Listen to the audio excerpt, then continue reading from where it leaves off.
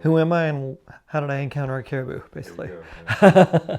Okay, my name is Craig Anderson, Craig William Anderson, and I was actually born in Bonners Ferry in 1961. One of the few actual natives that I actually know. And so I grew up on a farm on the North Bench, about 13 miles north of town. Um, Got to know all kinds of wildlife on our farm, surrounded by timber. Um, my dad was a Forest Service worker and made sure he taught us to identify trees and animals on all of our hikes and working on our farm. And then when I had kids of my own, then we spent a lot of time out in the woods too, hiking and going to lakes and all kinds of things like that. Um, I had heard about caribou around back in the 1960s. I remember we were talking about caribou with my step grandmother, who also lived up on the North Bench. She was a teacher, actually, down around the Copeland area a long time ago. And so she was talking about caribou.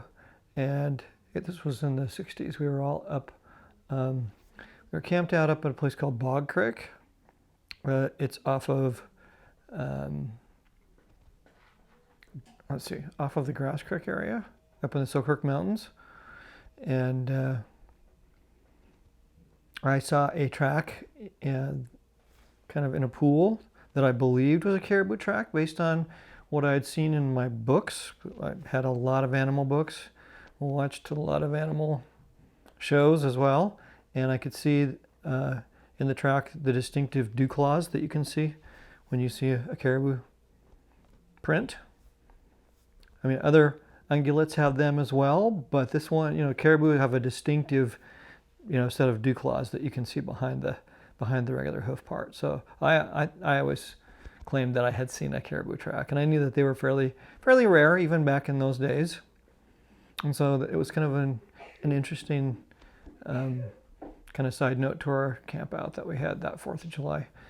And then it was years later, probably in the early part of the 21st century, maybe 2002, I'm not sure about that, that my wife and my son and daughter and myself were up at Cook's Lake, which is up here in the Selkirks. You go up above Myrtle Creek and go around that way, and then you hike up to Cook's Lake. It's pretty easy hike from the road, and it's a beautiful mountain lake. I don't know if you guys are familiar with it or have been up in that area, but it's there.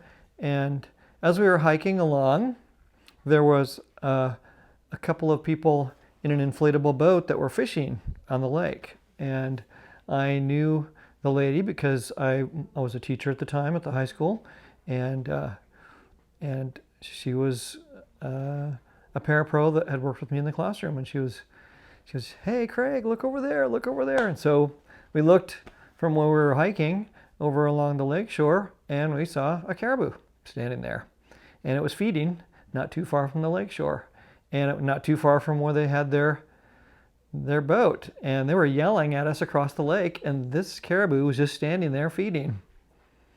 Now, normally when you see a white-tailed deer, mule deer, elk, moose, pretty much anything, when you start yelling and hollering across a lake, they leave. But this caribou just kind of stood there and just fed and didn't even care about us being there. And eventually we moved on in our hike, and it must have been there for, I don't know, 15, 20 minutes that, we just kind of stopped worrying about it because it was just over there feeding. And I remember kind of remarking to my family that, if they were all like, that they all had the same behavior as that one, they weren't going to be around much longer because predators would just have a field day with them. The animal didn't even have that survival instinct that most other animals have to be able to get out of the way, basically, and seek cover. And eventually, as we headed back and went back home, it had kind of moved around behind the tree and was more into the brush. But yeah, it was there most of the time we were there. And it was a caribou. There's no doubt about it. I mean, had the distinctive antlers and everything, and it was just feeding. Very peaceful. That's my story. There's not much to it.